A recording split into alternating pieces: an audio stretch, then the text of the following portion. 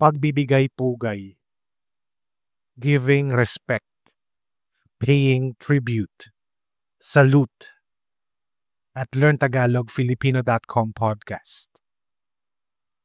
Maraming salamat po sa ating mga members, sa ating mga supporters on Patreon. Thank you so much to our members and supporters on Patreon. Ang pagpupugay o ang salitang pugay sa Tagalog ay nangangahulugang saludo, parangal, o paggalang. Pugay is a Tagalog word that means salute, honor, or respect. Karaniwan itong ginagamit upang ilarawan ang kilos o galaw ng pagpapakita ng respeto o paggalang tulad ng pagsaludo ng sundalo o pagyukod o pagyuko. It is often used to describe a gesture or action that shows respect or reverence, such as a military salute or a bow, or when you bow to an officer or to someone who has a higher rank. Halimbawa, example, nagbigay siya ng pugay sa watawat. He gave salute to the flag. Ang pagbibigay pugay ay nangangahulugang pagpapakita ng respeto, paggalang o pag-alala sa isang tao bilang parangal. Ito ay pagbibigay ng respeto, paghanga sa isang tao. It means doing things or saying words to show respect or admiration for someone. Ibig sabihin ay pagpapakita ng respeto o paghanga. You can do this through actions or words. Maaari itong gawin sa pamamagitan ng salita o kaya naman ng kilos. It's a way of honoring someone or something special. You could show it in your words and in your actions. Isa itong paraan ng pagbibigay galang o parangal sa isang tao na mahalaga. Again, pugay means salute or tribute. Ang pagbibigay pugay ay literal na nangangahulugang pagbibigay galang o pagbibigay parangal. Maaari itong tumukoy sa pagpapakita ng respeto sa iba't ibang paraan.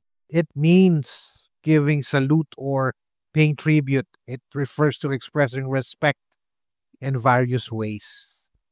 Sa pamamagitan ng kilos, pagtindig ng tuwid, pagyuko o pagtataas ng kamay bilang pagpupugay. Physical gesture, standing at attention, showing or raising a hand gesture or salute. Now let's go to our vocabulary. Lumako tayo sa bokabularyo, pagbibigay pugay, giving tribute or respect. That's actually a phrase. Now let's use it in a sentence.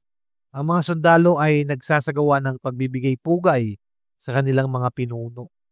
Ang mga sundalo ay nagsasagawa ng pagbibigay pugay sa kanilang mga pinuno. The soldiers are giving tribute to their leaders.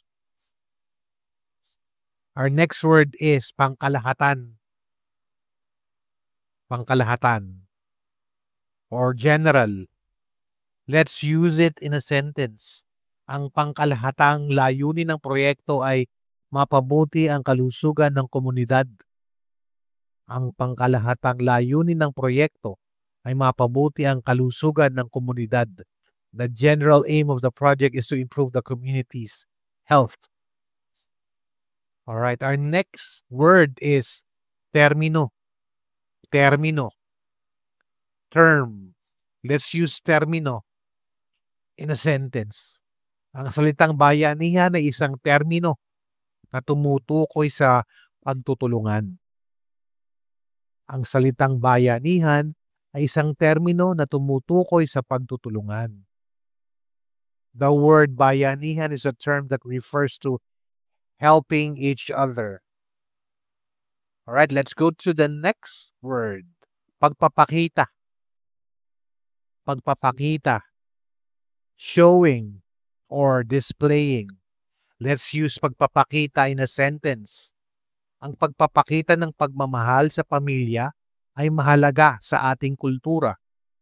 Ang pagpapakita ng pagmamahal sa pamilya ay mahalaga sa ating kultura. Showing love for family is important in our culture. All right. Our next word is respeto. Respeto. Respect. Ang bawat isa ay nararapat mabigyan ng respeto. Ang bawat isa ay nararapat mabigyan ng respeto. Everyone should be given respect. We should show respect to everyone. Okay? Next, galang. Galang. Reverence.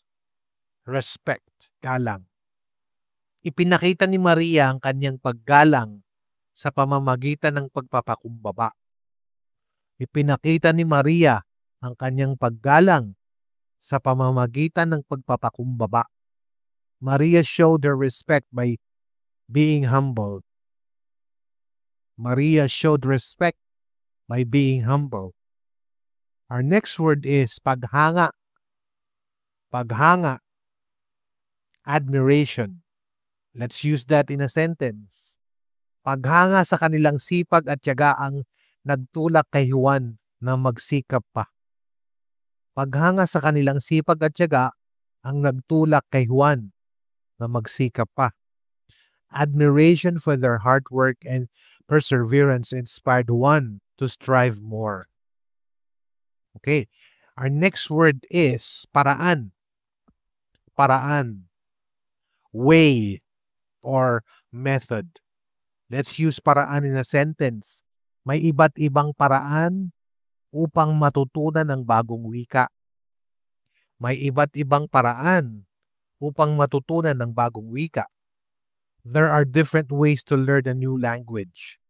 All right, for those of you who would like to have a tutor, who would like to learn Tagalog Filipino with a tutor, you could go to patreon.com/Learn Tagalog Filipino or learntagalogfilipino.com. At kung nag-aaral ka ng Filipino and if you're studying Filipino, you can do it. Kayang-kaya mo yan.